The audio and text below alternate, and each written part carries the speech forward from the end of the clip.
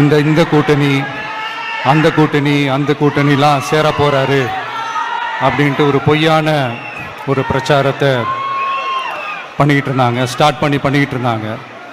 இந்த நியூஸ் எல்லாம் கேட்டு நீங்கள் கொஞ்சம் கன்ஃபியூஸ் ஆயிருப்பீங்க.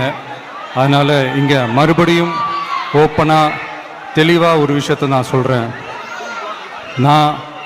நாங்கள் எப்பவுமே மதச்சார்பற்ற கொள்கைன்றதில் அந்த ஸ்டாண்ட்லேயோ மதச்சார்பற்ற சமூக நீதி என்ற அந்த நிலைப்பாட்டிலேயோ எப்பவுமே சமரசம் வச்சுக்கவே மாட்டோம்.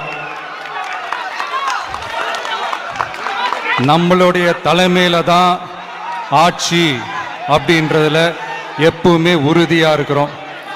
நம்மளுடைய முதல் மாநாட்டில் கூட நான் சொன்ன மாதிரி அரசியலில் யாருக்காகவும் எதுக்காகவும் எந்த விதமான ஒரு சமரசமும் நாங்கள் வச்சுக்க போகிறதே இல்லை. அந்த பேச்சுவார்த்தையே கிடையாது.